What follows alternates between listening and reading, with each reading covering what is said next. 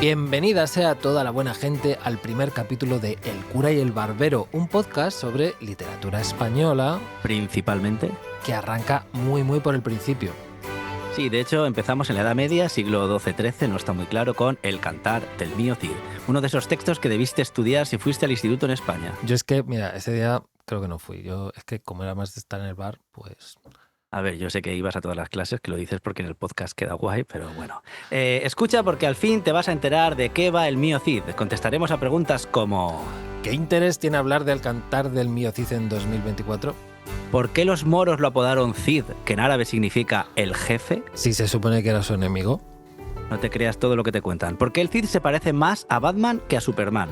¿Y por qué el Cid se parece más a Daenerys Targaryen que a Francisco Franco? ¿Y por qué el Cid se parece a Rafa Nadal o a Mancio Ortega? ¿Sus éxitos son los nuestros? Oye, el Cid se parece a todo el mundo, ¿eh? Calla. ¿Cómo se construyen los mitos del nacionalismo español y se utiliza la literatura como propaganda patriótica? ¿Existió la Reconquista, o al menos como nos la han contado? ¿Y cómo la ultraderecha está volviendo a poner de moda viejos mitos del nacionalismo español, como, por ejemplo, la Reconquista? ¿Cómo leer hoy el cantar del mío Cid para disfrutar del increíble viaje en el tiempo que nos propone? Yo soy Miguel Espigado. Y yo soy Alberto Torres Blandina. Somos el cura... Y el barbero. Yo imaginaba que yo era el barbero, esto no lo habíamos hablado. No lo hemos hablado, ya veremos. De momento no lo vamos a concretar. Bien, Okay. Entonces, empecemos por el principio. El cantar del mío Cid según la enciclopedia más rigurosa de todos los tiempos, llamada Wikipedia.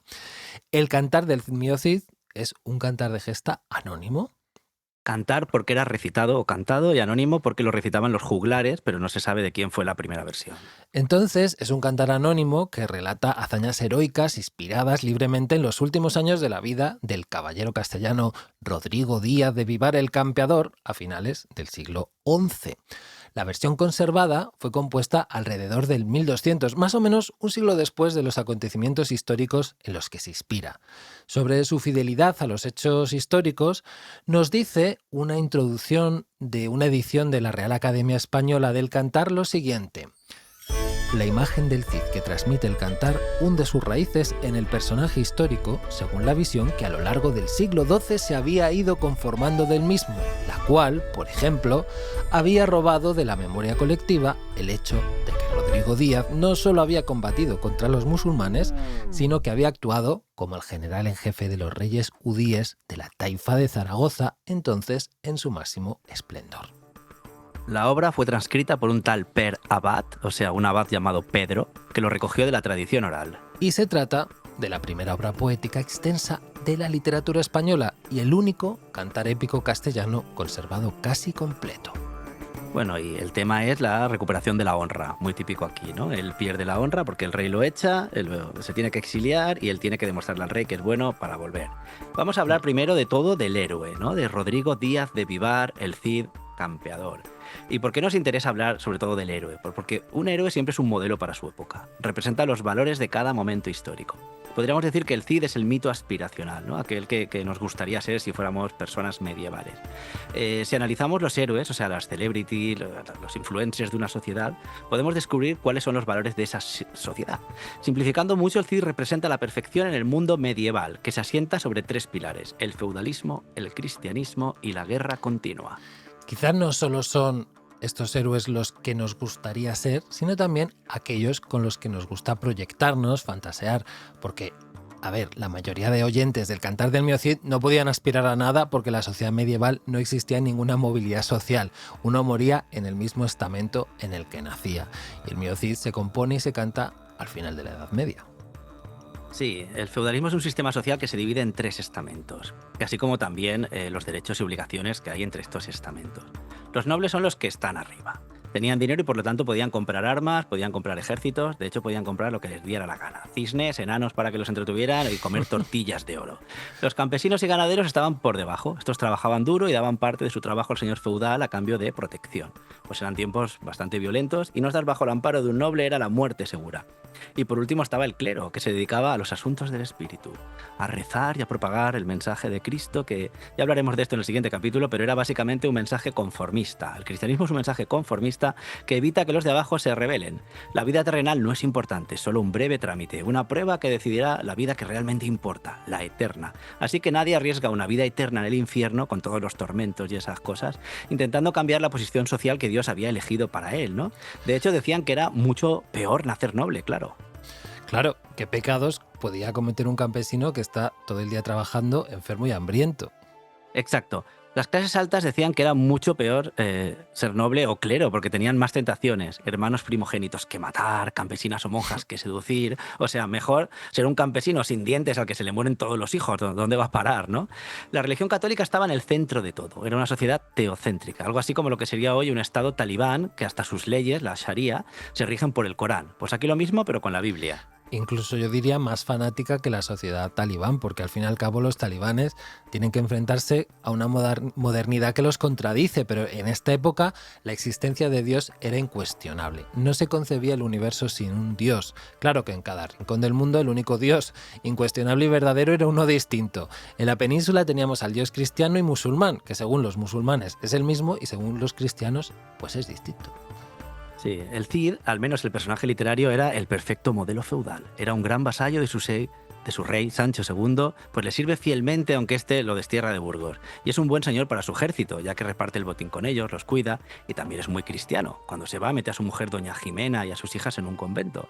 Se le aparece el ángel Gabriel en sueños. Y por último es un gran guerrero, lo que es importante en una época donde hay guerras constantes, vamos, que es el yerno perfecto medieval. Bueno, hasta aquí lo que es el Cid. También nos interesa señalar mucho lo que no es el Cid, porque ha habido esfuerzos de historiadores nacionalistas españoles por convertirlo en un mito fundacional de nuestro país, patriótico español. Y esa lectura todavía pesa muchísimo. Lo cierto es que el personaje del Cid, como todo héroe en la épica, pues tiene virtudes muy marcadas de la clase de mito que su público quería. Aparece como un personaje virtuoso, mesurado. Como decía Alberto, cuando el rey lo destierra no corre a enfrentarse contra él, sino que sigue respetando el vínculo de vasallaje. Incluso cuando sus hijas son violentadas por los infantes de Carrión, el Cid decide resolver el conflicto por la vía judicial, en lugar de pasarlos por la espada y clavar sus cabezas en una pica. Es normal que el público de finales de la Edad Media valorara la mesura y el respeto por la vía judicial en un señor feudal, dado el enorme daño que debía causar al pueblo la violencia extrema que estos señores de la guerra podían desatar en cualquier momento contra el vecino, haciendo uso de todo el poder militar que tenían. Volviendo al Cid, hay que decir que también es un hombre piadoso, un buen cristiano que se invoca a Dios, a la Virgen y a los santos y envía dones a monasterios, a la catedral. En el siglo XIII, un buen cristiano también va en el pack de superhéroe. El Cid, además, es un hombre de familia que llora cuando se separa de su mujer e hijas y se alegra cuando se reencuentra con ellas. Y por supuesto, la más obvia, el Cid es un valeroso e inteligente guerrero. Pero ojo, cuidado, el Cid no combate ni por motivos religiosos ni por motivos políticos, sino por ganarse la vida, o como se llamaba en aquel entonces, por espíritu de frontera.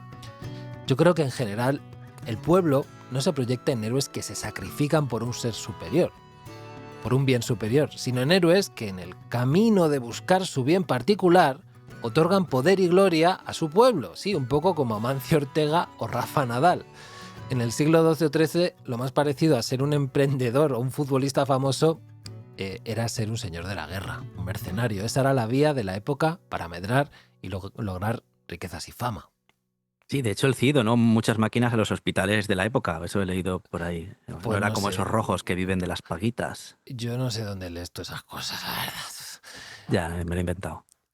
Pues fijaos que esto puede parecer un debate erudito, pero pensemos que de estas lecturas nace el diseño de una asignatura que se ha dado a millones y millones de seres humanos, concretamente de seres humanos españoles o residentes en España en edad de ir al instituto.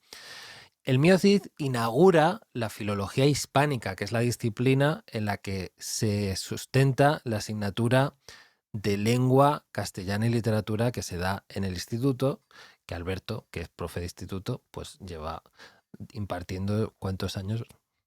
Muchos, muchos. Muchos. Y yo estoy en camino de serlo. En camino de serlo. Bien, entonces, ¿cómo se inaugura la filología hispánica, la madre de tu asignatura del instituto? Todo comienza en el siglo XIX, cuando un crítico llamado Menéndez Pidal se dispone a contradecir a un arabista holandés llamado Doci, que había estudiado la figura del Cid y la había dejado hecho unos zorros.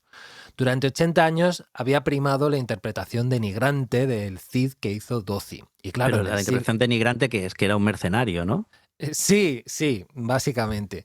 Pero esto que lo digo en holandés, con las cuitas históricas que españoles y holandeses hemos tenido, pues como que no.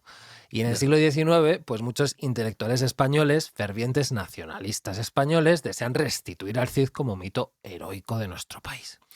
En una edición de la Real Academia Española de 1929, se nos dice que la labor de Menéndez Pidal fue una labor perseverante, entendida, amorosa y prolongada para destruir el concepto de Doci, aceptado por la mayoría de nuestros historiadores. ¿Y quién llevó a cabo esta labor de restauración patriótica?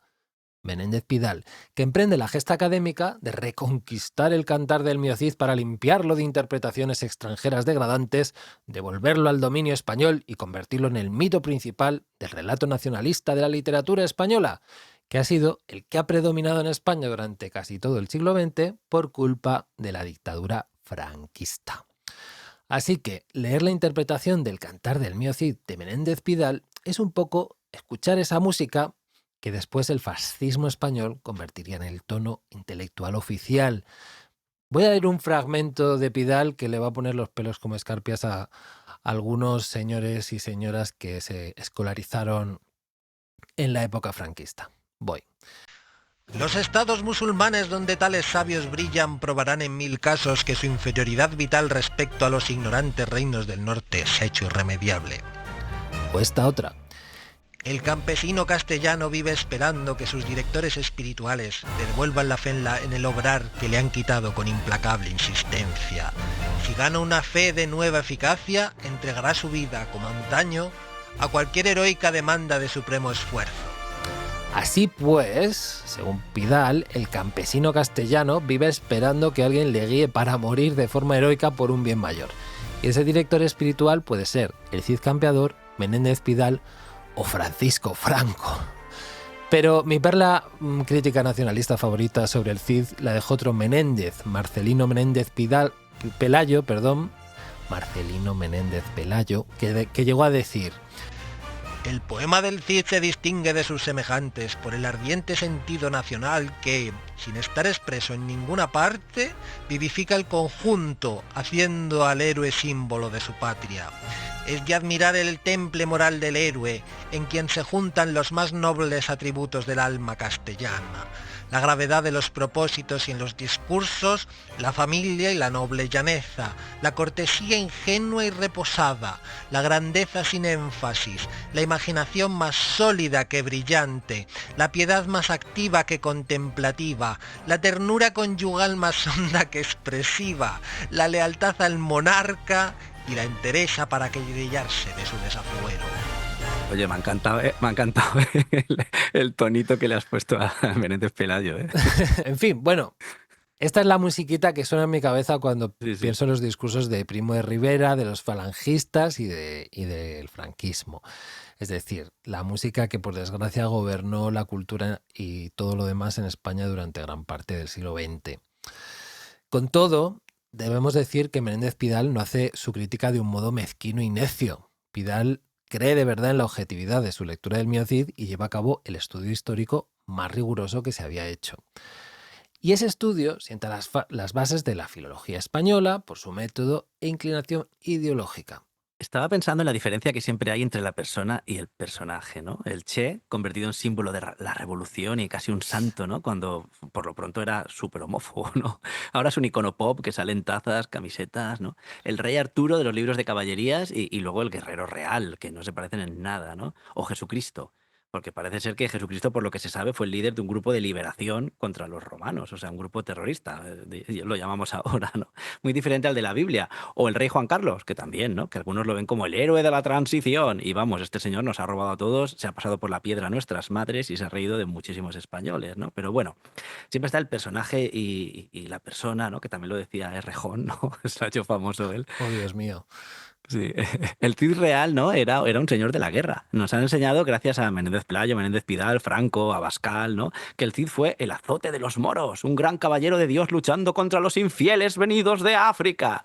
Pero la verdad es que el Cid era un mercenario que luchaba para quien le pagara más. A veces sus señores eran cristianos y a veces eran musulmanes. A él le daba igual. No era algo excesivamente importante en el mundo medieval.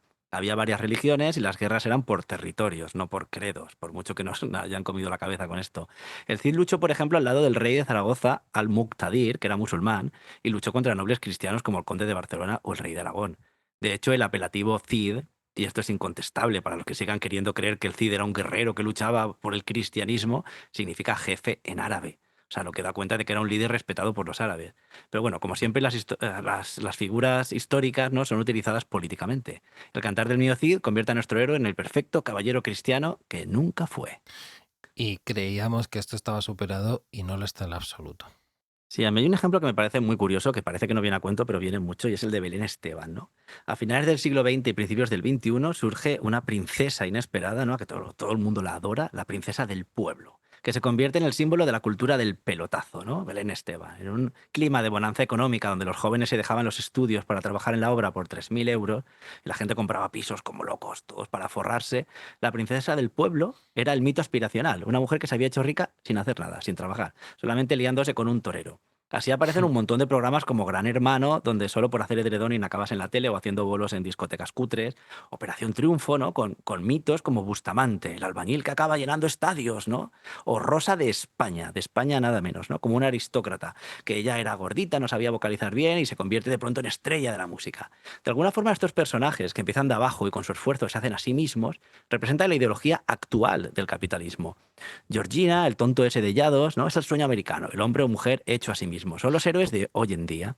Pues fíjate, a mí, más que a Belén Esteban o a Rosa de España, si tuviera que elegir una comparación del Cid con algún famoso español, serían Amancio Ortega o Rafa Nadal. Sí, A me ver, reafirmo. explica, sí. Me reafirmo. A mí las polémicas sobre el Cid, si el Cid era o no un héroe español, antes de que existiera España, por cierto, me recuerdan mucho a las polémicas actuales sobre si Amancio Ortega o Rafa Nadal son héroes nacionales o solo persiguen sus intereses particulares. Hay similitudes. A ver, Rafa Nadal, Amancio Ortega y el Cid luchan por sus intereses particulares y familiares, ganando campeonatos de tenis, enriqueciéndose, vendiendo ropa o alquilándose como señor de la guerra al mejor postor, ¿vale? Y tienen un gran éxito que trasciende lo local, que se hace internacional. Entonces el pueblo, la nación, pues desea identificarse con sus éxitos y hacer los suyos, claro, hacer los éxitos nacionales, y al triunfador le compensa mucho esta identificación, claro. ¿Por qué? Porque es como una simbiosis. El triunfador y la nación les conviene asociarse para contagiarse del prestigio del otro. El triunfador posee la gloria, el éxito, y la nación convierte esa gloria, ese éxito, en un éxito de todos, de los que sienten la bandera, los colores, etcétera. Y eso, claro, le da al triunfador un gran prestigio social, lo que da valor moral a su trayectoria. En definitiva, lo convierte en un héroe para su sociedad. Ya, sin embargo, el cantar del mío Cid no fue un encargo de un aparato de propaganda estatal, ¿no? Sino un producto comercial de la época. Sí, yo creo que es como, siempre ha sido igual. En general, cuando la gente se entretiene, lo que quiere son historias que confirmen su ideología. O sea, que la ideología del cantar del mío Cid es simplemente la que debía ser la más popular entre los públicos a los que le recitaban los juglares castellanos del siglo XII y XIII. Por tanto, yo creo que el mío Cid, en la versión que ha llegado, debió ser una versión depurada de ese estudio de mercado que hacían los juglares cada vez que lo recitaban y veían las reacciones, ¿no?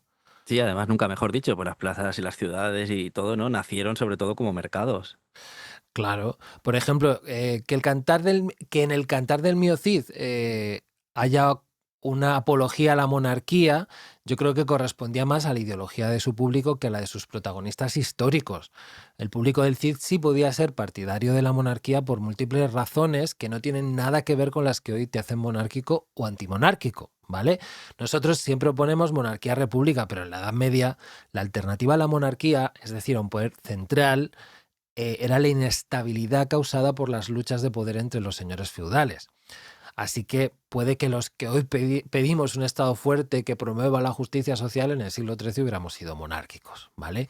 Por eso el pueblo entonces podía amar a los monarcas, estos podían protegerlos de los abusos de la nobleza y les daban estabilidad. Es decir, que al público le podía agradar mucho una fantasía en la que el señor feudal se debía al poder monárquico y además respetaba la ley y la justicia. Sí, el monarca jugaría un poco el mismo papel que los de izquierdas le piden a un Estado protector, ¿no? Que nos proteja del anarcoliberalismo de los multimillonarios, que serían los señores de la guerra comercial actuales, ¿no? Pero claro, hoy día pues la monarquía no es lo mismo, claro, es puro símbolo, como la bandera o una estatuilla de la Virgen del Carmen, ¿no? Que te pones ahí en casa. Aunque yo lo veo más que la monarquía hoy en día es como las muelas del juicio o el apéndice, ¿no? Es como un resquicio del pasado que se ha quedado ahí y que de vez en cuando te la lía. Y a los hechos me remito. Pues vaya tela, me lo pones mal, porque parece que de las bolas del juicio no nos vamos a librar nunca, a menos que la gente que las tiene empiece a morirse antes de reproducirse, como sea lo mismo, vamos listos. Sí, ¿no? Va a ser. El silencio es muy elocuente. Bueno, sí, otra cosa interesante para ver cómo el Mio Cid está construido en base a los gustos del público de la época es que el Cid, cuando nace, ya nace arcaico, es decir, el Cid ya narra un pasado mitificado para el que lo escucha en el momento de su composición. Y está compuesto en una lengua romance que ya suena viejuna, antigua a los oídos de su audiencia. Es decir, el Cid ya es una leyenda del pasado cuando aparece como cantar, como lo son todas las leyendas y paisajes históricos en los que los juglares ambientan sus cantares de gesta. Y esta lengua arcaizante, para la época, pensemos que puede parecerse un poquito a la que hablan los protagonistas de Juego de Tronos y nos suena a nosotros así como vagamente medieval. A mí me he acordado de un sketch que hay de Juego de Tronos que se puede ver en YouTube, donde se llama Jon Snow va a cenar o algo así, e invitan a una cena de amigos a Jon Snow, ¿no? Eh, bueno, y me hace mucha gracia porque están todos hablando en plan de, oye, pásame la sal, ¿quieres pollo, tal? Y cada vez que habla Jon Snow es como de, no quiero pollo. Claro, aquí es donde te das cuenta de que en la serie nosotros lo vemos como normal, que hablen así todo el rato, muy intensos, ¿no? Pero en Épicos. realidad, claro, sacados de la serie sería absolutamente ridículo, ¿no? Es un sketch muy divertido. Claro, es que la épica y la cotidianidad, pues como que no. Y eso que el Mio Cid sí que muestra mayor cotidianidad que otros cantares de gesta, donde cualquier alusión al hecho, por ejemplo, de que coman, o de que duerman, o de que las cosas que consuman valgan dinero, está omitido por completo. El Cid ahí, pues, es deudor de cierto realismo. Sí, sí, totalmente. Pero yo antes quería hablar de tema de la Reconquista, ¿no? Porque al final es uno de los grandes héroes de la Reconquista, ¿no? Pero la Reconquista, vamos, no fue como nos la suelen contar, ¿no? Los libros de texto siempre dicen que los cristianos, bueno, los libros de texto y la imaginería popular, ¿no? Que los cristianos estaban escondidos en las montañas del norte, ¿no? Ahí todos En ahí, un monasterio por ahí perdido de Asturias. sí, todos ahí metidos, ¿no? Todos los cristianos. Y luego echaron poco a poco a los moros, ¿no? Que tuvieron que huir a África y así fue como los cristianos repoblamos la península. Y a ver, ¿a qué moros echaron? Bueno, lo primero, se puede decir moro en un Sí, podcast, pero bueno. sí. ¿Y quiénes la repoblaron? Porque yo creo que a veces nos olvida que la historia solo existe para los nobles, que son un tanto por ciento muy, muy, muy pequeño de la población. Lo correcto sería decir que los nobles cristianos fueron conquistando tierras a los nobles musulmanes, más por conseguir tierras y poder que porque les molestara la religión, también te digo. Pero a lo que voy, ¿cambiaron acaso los campesinos? Pues no. Los campesinos, el pueblo, ¿no? Era el mismo desde el principio. Una familia íbera o anterior, ¿no? Troglodita, que estaba ahí cultivando sus patatas, ¿no? Que no se inventaron hasta que no se llegó a América, sus cebollas, ¿no?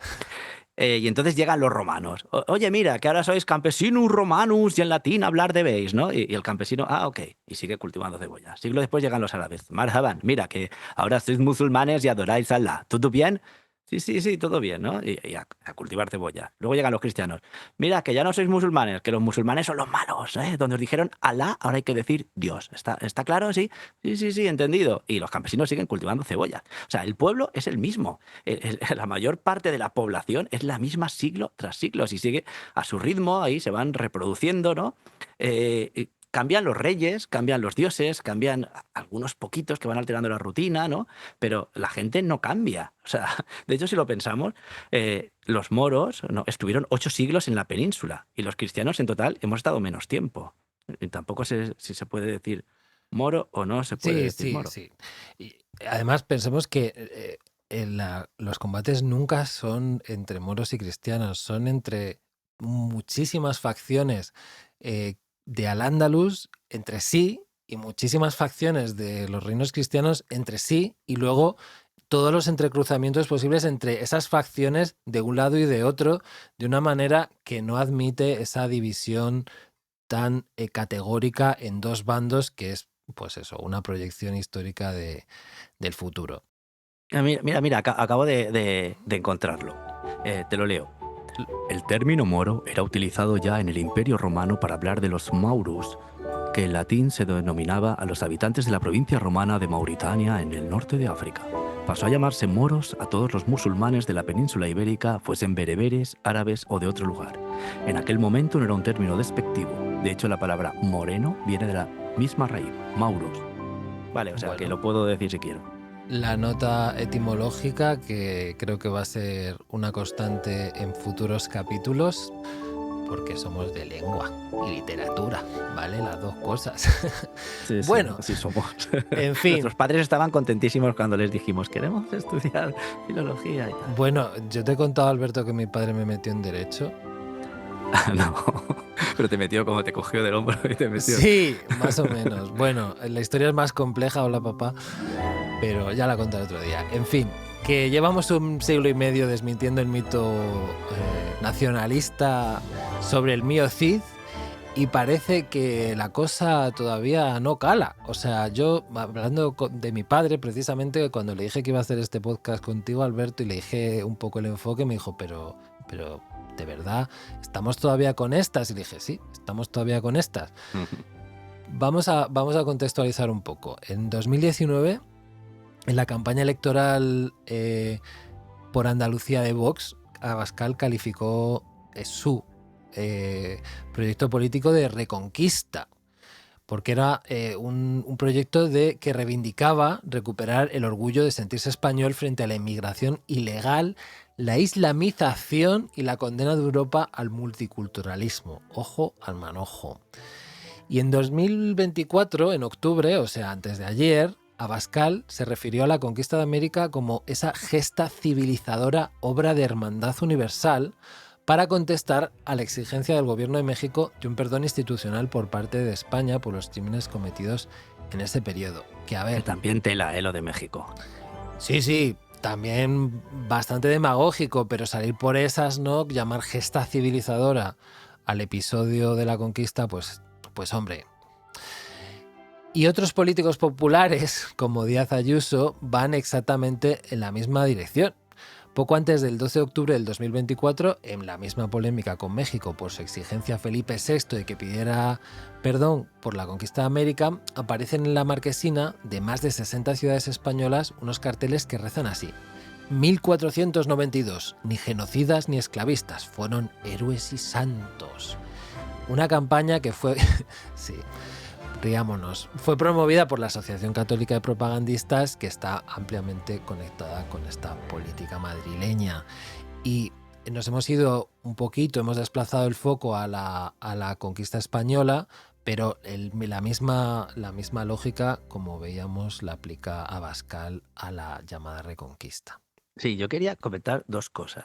La primera, que parece que para esta gente, ¿no? O sea, los españoles fueron ahí a América, ¿no? Fueron con plumas para hacer cosquillitas, ¿no? A la gente y estuvieron allí haciéndoles masajes y tal, porque a mí me flipa la idea que tienen de que gracias a nosotros ellos, ¿no? Como si hubiéramos llegado allí y fueran monos lo que vivía, ¿no? Gente Sí. que nunca hubiera evolucionado y además dicen gracias al cristianismo, que yo digo que hicieron mucha labor, los misioneros aparte, pero Sí, también sí. hicieron muchas La historia es mierdas. compleja, la historia es compleja. Sí, vamos, y mí, no sé, en principio cualquier conquista me parece lo peor, ¿no? O sea, sea lo que sea. Pero por otro lado, ¿no? No me acuerdo lo que iba a decir. Así que por otro lado quiero decir que también, porque luego la gente que estará escuchando esto de la Reconquista y dirá, no, pero sí que había un momento de cristianización, no sé qué, de que era moros contra, o sea, cristianos contra moros, tal. Sí, es verdad que al final de la Reconquista se dieron cuenta de que la religión aglutinaba mucho y entonces sí que hubo de alguna forma una conciencia de cristianos contra musulmanes, pero en la época del Cid ni de coña, eso fue mucho después y porque se dieron cuenta, pues como pasa ahora, Trump no había sido religioso en su vida y de pronto dice que Dios lo ha elegido. ¿Por qué? Pues porque tiene a todos los evangelistas de su lado, saben que la religión al final mueve mucha gente. Sí, yo creo que el final de la Edad Media coincide con el principio de una conciencia de los mitos españoles que más o menos han llegado hasta la época actual. Es decir, que a lo largo de la Edad Media se van configurando poco a poco y culminan ya al final del periodo. Sí, yo quería volver a lo que decías antes, ¿no? De que el Cantar del Mio Cid es una rareza en el contexto de la literatura europea medieval, ¿no? Porque el héroe es muy, muy diferente del resto de héroes medievales. Y podemos entenderlo si analizamos, por ejemplo, los superhéroes de Marvel y DC, ¿no? Que están tan de moda ahora en las películas, ¿no? Sin extendernos, pero que estén tan de moda los superhéroes significa que vivimos un momento histórico en el que no se cree demasiado en el Estado y en las instituciones. O sea, un superhéroe al final, si lo pensamos, opera fuera de la ley. En realidad un superhéroe es un fascista, ¿o no? Porque es un tío que es juez, es policía, en ocasiones incluso es verdugo. Aquí no hay ni separación de poderes, ni derechos humanos, ¿no? O Ups. sea, no sé, a mí me gusta mucho observar qué se está viendo en cine y qué se está haciendo, porque al final te dice mucho de quién somos en ese momento, ¿no?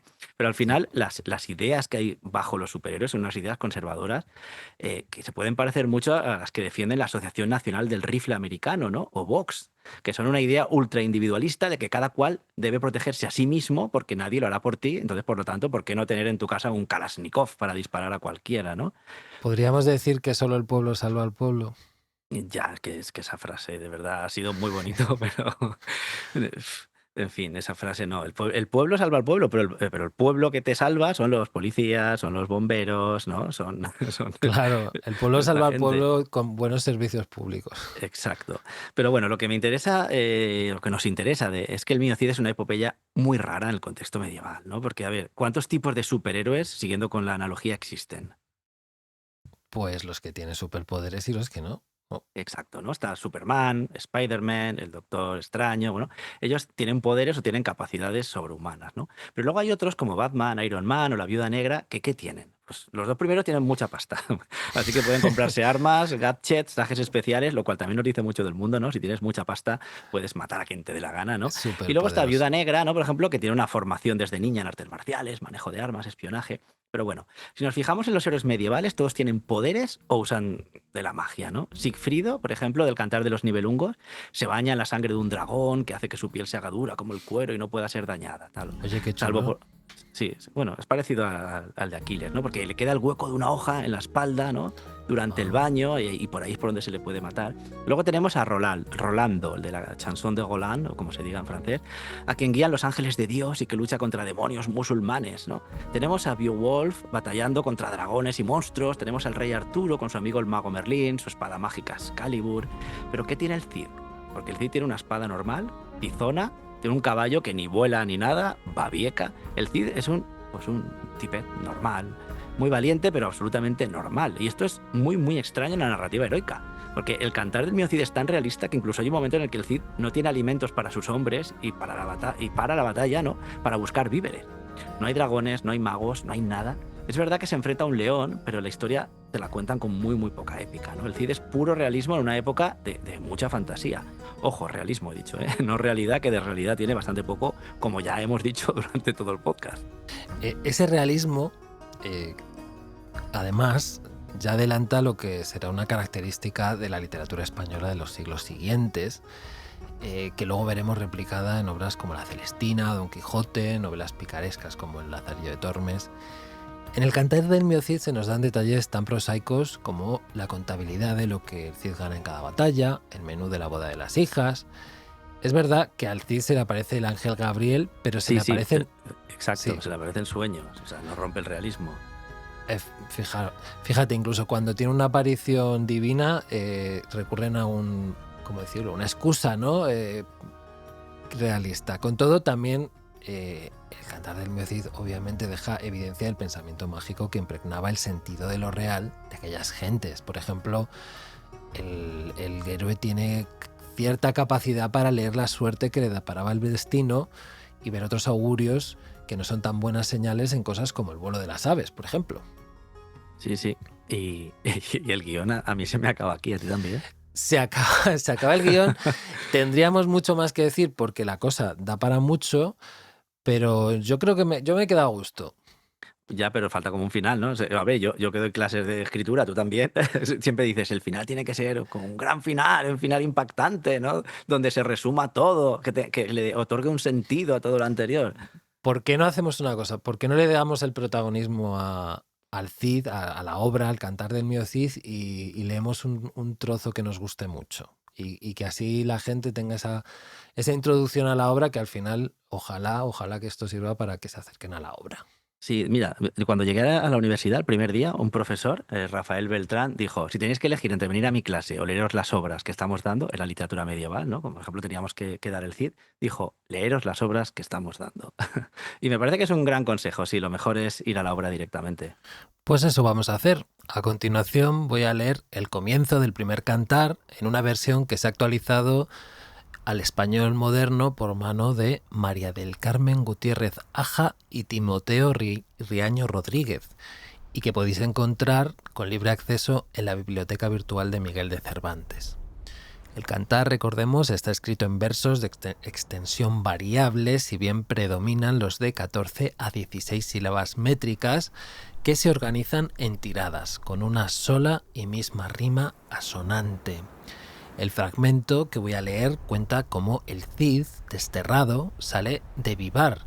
En su salida ve a agüeros y hace una desoladora entrada en Burgos, pues nadie le da hospedaje por temor al rey Alfonso VI. No Sancho II, como dijimos antes por error. Alfonso VI ha prohibido que le den hospedaje y solo una niña pequeña se atreve a pedirle que se vaya para no traer la ira real. Y el Cid, para no hacer perjuicio al pueblo, acampa al lado de la ciudad junto al río.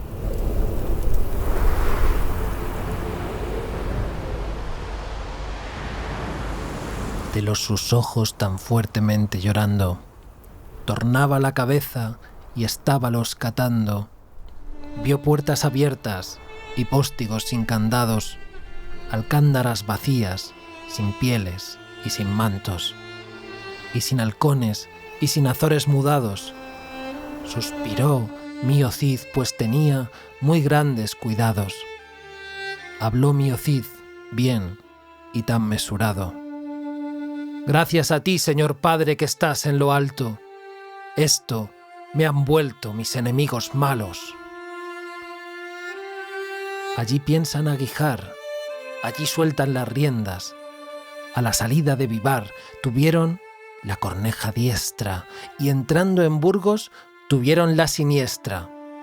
Meció Mío Cid los hombros y movió la cabeza.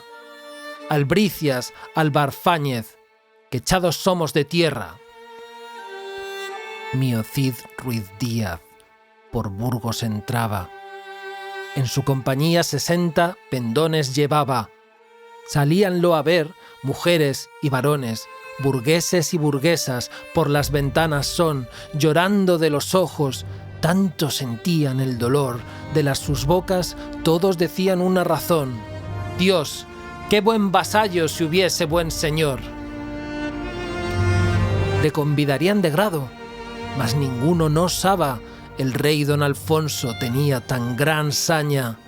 Antes de la noche en Burgos de él entró su carta, con gran recaudo y fuertemente sellada, que a Mío Cid Ruiz Díaz que nadie le diese posada, y aquel que se la diese supiese veraz palabra, que perdería los saberes, además los ojos de la cara, y aún más los cuerpos y las almas. Gran duelo tenían las gentes cristianas. Escóndense de Mío Cid, que no le osan decir nada. El campeador alediñó a su posada, así como llegó a la puerta, hallóla bien cerrada, por miedo del rey Alfonso que así lo concertaran, que si no la quebrantase por fuerza, que no se la abriesen por nada. Los de Mío Cid a altas voces llaman, los de dentro no les querían tornar palabra. Aguijó Mío Cid, a la puerta se llegaba, sacó el pie de la estribera, un fuerte golpe le daba. No se abre la puerta, que estaba bien cerrada. Una niña de 9 años a ojo se paraba. «Ya, campeador, en buena hora ceñisteis espada. El rey lo ha vedado anoche, de él entró su carta. Con gran recaudo y fuertemente sellada. No osaríamos abrir ni acoger por nada, si no, perderíamos los saberes y las casas y además los ojos de las caras. Cid, en el nuestro mal vos no ganáis nada, más el criador os valga con todas sus virtudes santas». Esto la niña dijo y tornóse para su casa.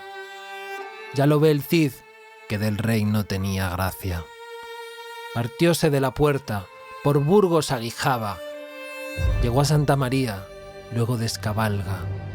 Hincólo sin ojos, de corazón rogaba, la oración hecha, luego cabalgaba. Salió por la puerta y el arlazón pasaba. Cabo esa villa en la glera posaba, hincaba la tienda y luego desacabalgaba. Mío Cid Ruiz Díaz, el que en buena hora ciñó espada, posó en la glera cuando no le acoge nadie en casa. Alrededor de él una buena compañía. Así posó Mío Cid, como si fuese en montaña. Vedado le han la compra, dentro en Burgos la casa. De todas cosas cuantas son de vianda, no le osarían vender ni la menor dinerada.